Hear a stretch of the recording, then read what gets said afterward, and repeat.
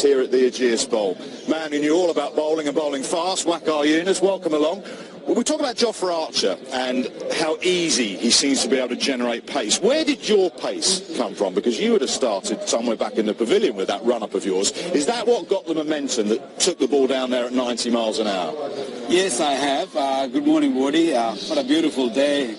Perfect for cricket. Yeah, I mean, when you go back, a few years, go back 30, 40 years, you will see different kind of fast bowlers, tall, short, and slingy, and high arm action. Archer stands, for me, is real talent. He's got that, what it takes to play international cricket.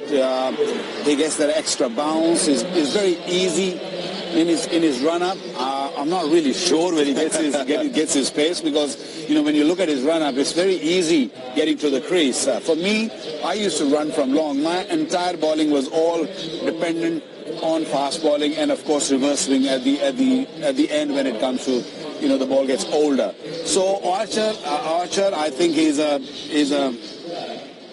one for the future.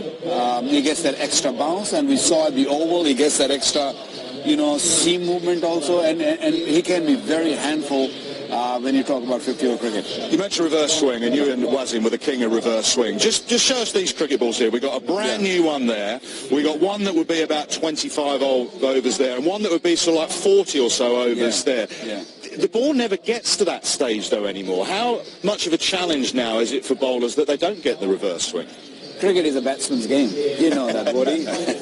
So, I mean, over the years, things have changed. We have gone to 2 new balls, and then we've gone to one ball, and then again back to 2 new balls, just trying to comfort the batsman. And I think with the new ball, just trying to demonstrate how the ball works. I mean, it's what you would try to do is try to keep your palm facing the batsman, try to bring the seam down, and present the seam so you can get something out of a surface, especially playing in England, where there's a little bit of grass with the overcast condition. The ball will dart around, seam around a little bit, so it will help.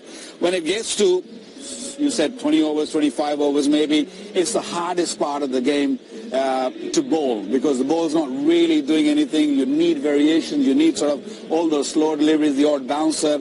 You need all those sort of components. Yeah, and then comes 40 overs or older than 40 overs, which I used to love it, I must say that. Because the ball gets really old, and then you can really target those Yorkers and try to get those. Adjusted your wrist position a little bit when it's reversing? Yes, of course you have to. I mean, you cannot really bowl the way you bowl with the new ball. For me at least, because I was shortest of the fast bowlers.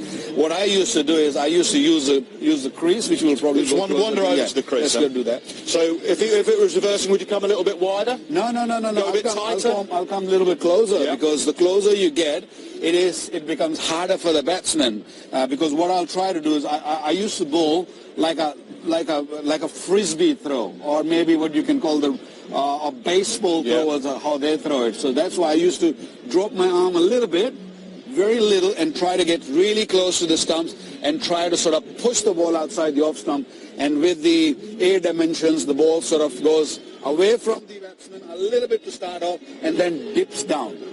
And I had a fair idea where to land and where to bowl. If I can bowl nice and full and right up there, I know I was succeeding.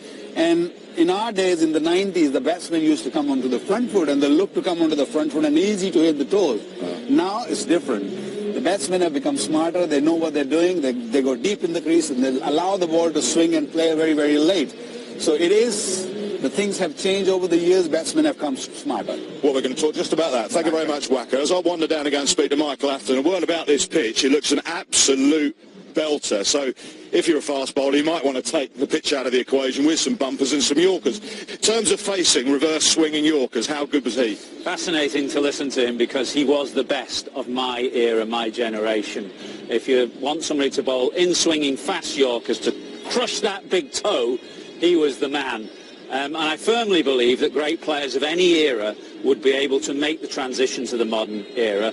But a bowler like Waqar, as he rightly said, would be more challenged today by the skill, inventiveness and dynamic nature of the modern player. He always says you aim for the crease there, but that is a movable feast now with the modern batsman. It is. The Yorker box, you can't, nothing behind my heel. If you focus in on my very snazzy shoes here. They're not that great, I have to be honest. The moment you go behind my heel, that's a wide, so nothing there.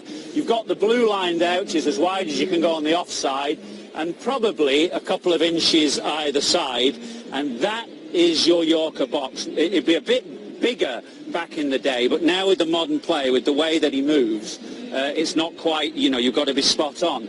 I mean, the main default reaction, Waqar talked about it there, for the modern player is to go deep. So he'd start, first of all, by getting into this position at the point of release, going very deep, almost both feet behind the popping crease, and in a dynamic position to hit down the ground. We've got a couple of good examples of Joe Denley at Cardiff, actually. This is an excellent Yorker, right on the popping crease, so it shows you it's still difficult to hit.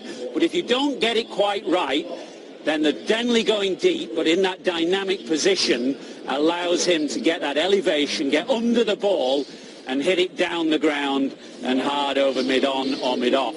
The consequence of that, Wardy, is that the captain then pushes those men back, mid-off, mid-on. So he's got to bring third man, fine leg up, and this is where the game has changed. The batsmen now can get these Yorkers behind them. So there's a number of ways of doing it. Some like to get low and take it on the full. Some like to get back and across and use the pace either way. I think Josh Buttler is about as good as it gets at this. You've also got to be brave as well to get into sort of this position when it's coming down at high 80s, maybe into 90 miles an hour. He's got a lid on. It's not a shot, not shots you could play without a lid at all. Look at the footwork there. He kind of shimmies one way, goes the other. Brilliant view, that, from stump camp, of the problems bowler's got. He can not only do it fine leg, he goes over third man as well. This is an incredible shot. He's looking to go leg side initially, but changes his shot at the last minute. If the bowlers say, right, well, I'm going to push it wide, Butler's wrist work can get it behind square and over point for 4.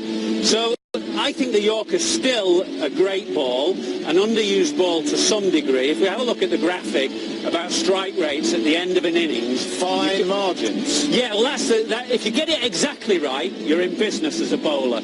But if you don't get it right, you're going to go the distance. And even if you do get it right, there are some batsmen out there, Dhoni, Pandya, Mohammad Shahzad of Afghanistan, who've got this remarkable helicopter shot. It's not actually a Yorker, this, but it's an incredible shot. And up to now, we've talked about skill and inventiveness. That is sheer power. Iron wrists of Dhoni, Mohammad Shahzad to get this helicopter shot and even hit a Yorker over the fence. Now, that's not one of your grey nickels. This is one of Johnny Bear's. But how, in terms of these, well, there are other factors, boundaries, which are back today, actually. Bat, which is a beauty. Johnny Bairstow's bat, an absolute ripper.